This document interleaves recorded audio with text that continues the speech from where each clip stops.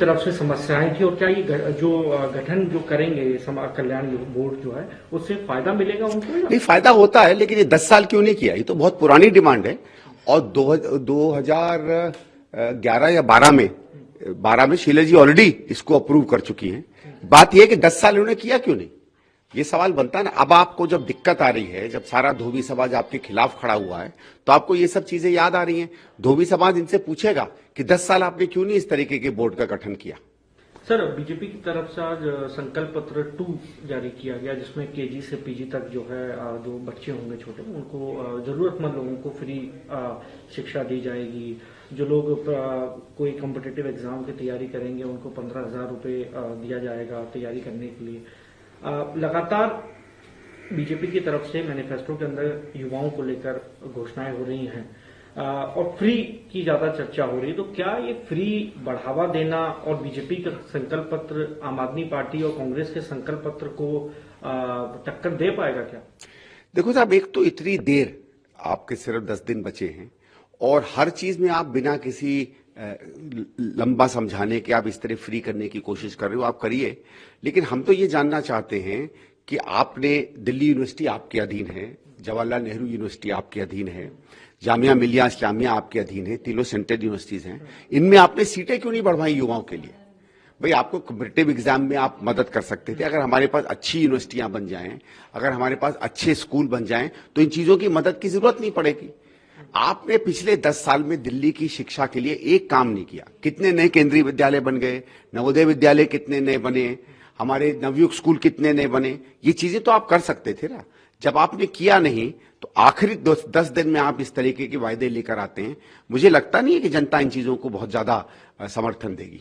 आप स्कूलों का जिक्र करने से पहले कई बार आप खुद कह चुके हैं कि कितने अरविंद केजरीवाल ने स्कूल बनाए। आज बीजेपी की तरफ से हरदीप सिंह पुरी ने भी यही सवाल कहा कि हम लोग जो संकल्प पत्र जारी कर रहे हैं उसमें हमने साफ कर दिया है कि जो अभी तक है वो रहेगा, हम एडिशनल फैसिलिटीज दे रहे हैं। बाकी का अरविंद केजरीवाल ने कितने स्कूल बनाए? 500 स्कूल कहते थे। क्या उनके पास जमीन है 5 स्कूलों के लिए?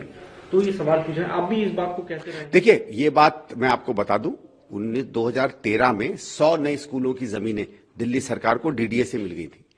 बनाए पाए केवल 11। वही तो हम पूछ रहे हैं केजरीवाल जी से, आपको तो जमीनें भी मिल गई थी। हरदीप पुरी जी का यह कहना कि उनके पास जमीन नहीं है, बात सही नहीं है। दिल्ली सरकार के पास जमीनों का एलोकेशन हो चुका था। डीडीए में क्या होता है कि अगर आप जमीन एलोकेटेड है या उसको चिन्हित है, आप उसको पोजीशन में नहीं लें तो वापस सरकार के पास चली जाती है। आप पिछले 10 साल में जो काम नहीं कर पाए, वो काम आपको करना चाहिए था केजरीवाल जी। तो केजरीवाल जी पे सवाल तो बनता है कि कहां आपको 500 स्कूलों की बात कर रहे थे, आप केवल 11 नए स्कूल बना पाए। सर, परवेश वर्मा उम्मीदवार हैं आप ही के कॉन्स्टिट्यूंसी से। अरविंद केजरीवाल की जो सीट है नई दिल्ली और आपकी भी है, उस पर वो कह रहे हैं कि पंजाब से लोग आकर यहाँ गाड़ियों में घूम रहे हैं, चाइनीज सीसीटीवी कैमरा लगा रहे हैं। मैं शिकायत भी कर रहा हूँ। उन्होंने ये भी आरोप लगाया कि वो निजी जो है वो कैमरे लगा रहे हैं झुग्गियों में, ताकि झुग्गी वालों को लगे कि कैमरे लगाए जा रहे हैं। 26 जनवरी भी है, ये कौन संदिग्ध लोग हैं जो यहाँ आके? क्या आप नहीं, पंजाब के लोग घूम रहे हैं। मेरे पास खुद फोटोग्राफ्स हैं। पंजाब पुलिस के लोग कुछ कैंप्स में कैंपेनिंग कर रहे थे। मैंने भी यहाँ अपने एसएचओ साहब को भी मैंने भेजा है कि इसकी तहकीकात की जाए। और ये बात तो सही है कि इनके बाहर से बहुत से ज्यादा लोग आकर कर रहे हैं। अब सीसीटीवी कैमरा क्या लग रहा है क्या नहीं लग रहा है, अगर ऐसा है तो ये तो आचार संहिता का उल्लंघन है। इसमें सीधे सीधे एक्शन लेना चाहिए इलेक्शन कमीशन को। सर, इससे पहले ये भी देखा गया कि केजरीवाल की तरफ से परवेश वर्मा पर शिकायत की गई कि ये साड़ियां दे रहे हैं। ये दोनों के बीच में जुगलबंदी चल रही है, दोनों ही आपके सामने खड़े हुए हैं। ये दोनों ये कर रहे हैं ना गलत काम। परवेश जी भी कहीं जूते बांटे हैं, इन्होंने साड़ियां बांटी हैं, इन्होंने बेड कवर बांटे हैं। मैंने तो बार बार टीवी पे भी कहा है कि इस पर एकदम अंकुश लगाना चाहिए। ये तो एक तरीके से रिश्वत देने वाली बात है। और ये सीसीटीवी टीवी मुझे भी पता चला था कहीं से। अगर आप लोग सीसीटीवी लगा रहे हैं इस समय में तो ये भी रिश्वत है। दोनों के ऊपर केस होना चाहिए। सर, कांग्रेस पार्टी का सेंट्रल लीडरशिप कब कैंपेनिंग पे उतरेगी? क्योंकि योगी आदित्यनाथ 23 तारीख से 1 तारीख तक कैंपेनिंग करने जा रहे हैं। दिल्ली में ही रहेंगे, 14 रैलियां हैं। प्रधानमंत्री मोदी खुद 3 सभाओं को संबोधित करेंगे। कांग्रेस पार्टी की तरफ से कब सेंटर, क्योंकि लगातार प्रोग्राम डिले हो रहे हैं, कैसे आप क्या उम्मीद कर रहे हैं? नहीं, डिले नहीं था, बल्कि 20 तारीख को तो मेरी कॉन्स्टिट्यूंसी में राहुल जी का प्रोग्राम था।